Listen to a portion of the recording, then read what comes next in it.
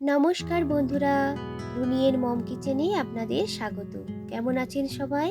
আজ আমি আপনাদের সঙ্গে শেয়ার করব মাছের মাথা দিয়ে কুমড়ো বাঁধাকপির তরকারি। এই রেসিপিটা খেতে হয় যতটা সুস্বাদু, বানানো কিন্তু ভীষণই সোজা। গরম ভাতের সঙ্গে হোক বা রুটি, দুটোর সঙ্গেই কিন্তু খেতে লাগে দারুণ।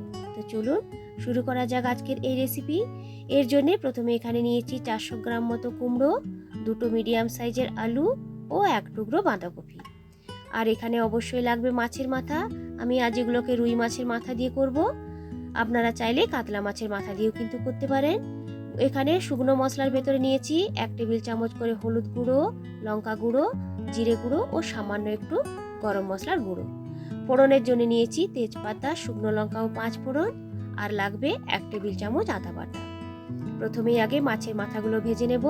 তো এর জন্য একটি প্যানে পরিমাণ মতো তেল দিয়ে তেলটাকে ভালো করে গরম করে নিয়ে মাছের মাথাগুলো দিয়ে দেব ওই গরম তেলের ভেতরে।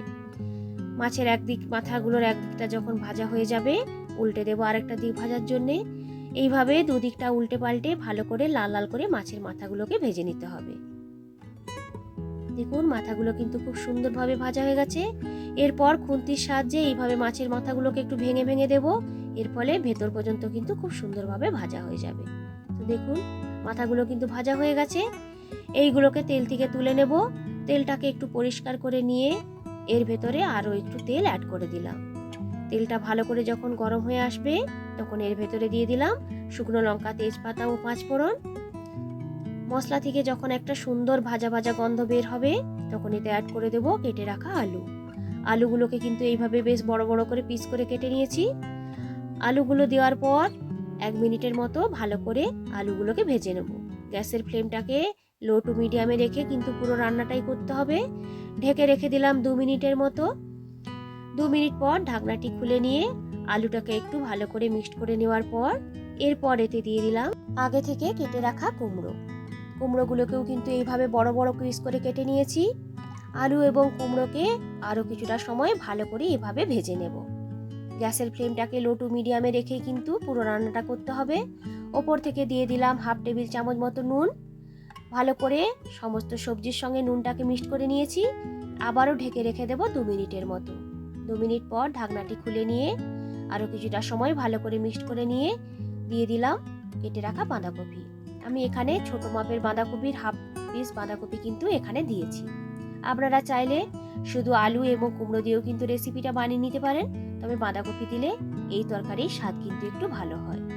আবারও ঢেকে রেখে দেব 2 মিনিটের মতো। এই রকম ভাবে ঢাকা দিয়ে দিয়ে রান্না করলে সবজির ভেতর পর্যন্ত খুব সুন্দর কিন্তু সেদ্ধ হয়ে যায়। এরপর দিয়ে দিতে হবে 1 টেবিল চামচ মতো আদা বাটা। আদা বাটাটা দেওয়ার পরে এই মশলাটিকে ভালো করে কষে নেব যতক্ষণ না পর্যন্ত আদার যে কাঁচা গন্ধটা সেটা চলে যায়। প্রায় মিনিট 2 মতো আদাটিকে ভেজে নেওয়ার পর এতে দিয়ে দিলাম হলুদ, লঙ্কা, জিরে ও গরম মশলা গুঁড়ো। সামান্য একটু জল অ্যাড করে আবারও কিছুটা সময় ভালো করে মশলাটিকে কষে নেব। গ্যাসের ফ্লেমটাকে লো টু মিডিয়ামে রেখেই কিন্তু এই রান্নাটা করতে হবে। আরও প্রায় 2 মিনিটের মতো ভালো করে কষে নেওয়ার পরে এতে দিয়ে দিলাম সামান্য একটু জল। খুব বেশি জল কিন্তু এই তরকারিটা অ্যাড করব না, যেহেতু সবজিগুলো আগে থেকেই একটু সেদ্ধ সেদ্ধ হয়েছিল, তাই সামান্য একটু জল অ্যাড করে নিয়ে ভালো করে মিক্সড করে নেব। এই সময় নুনটাকে চেক করে নিয়ে দিয়ে দিলাম সামান্য একটু নুন। আরও একটু মিক্সড করে নিয়ে এরপর ঢেকে রেখে দেব 3 থেকে 4 মিনিটের মতো। 4 মিনিট পর ঢাকনাটি খুলে নিয়ে একবার চেক করে নেব আলু এবং কুমড়োগুলো সেদ্ধ হয়েছে কিনা। দেখুন আলু এবং কুমড়োগুলো কিন্তু খুব সুন্দরভাবে সেদ্ধ হয়েছে। কুমড়োগুলো কত সুন্দর গলে গলে গেছে। এরপর দিয়ে দিতে হবে আগে থেকে ভেজে রাখা মাছের মাথাগুলো দিয়ে আবারও কিছুটা সময় ভালো করে এভাবে মিক্সড করে নেব। আর কিন্তু ঢাকা দেব না। এই রকম খোলা অবস্থাতেই মিনিট 2 মতো ফুটিয়ে নিলেই কিন্তু তরকারিটা হয়ে যাবে।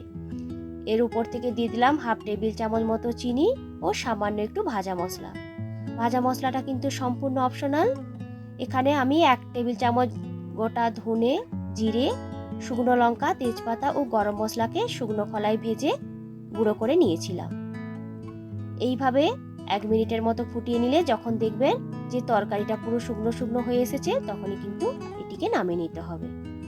তো তো দেখুন বন্ধুরা, তৈরি হয়ে গেল মাছের মাথা দিয়ে কুমড়ো বাঁধাকপির তরকারি। গরম গরম ভাত কিংবা রুটির সঙ্গে পরিবেশন করুন আজকের এই রেসিপি। আজকের এই রেসিপিটা আপনাদের কেমন লাগলো অবশ্যই কিন্তু আমাকে কমেন্টে জানাবেন।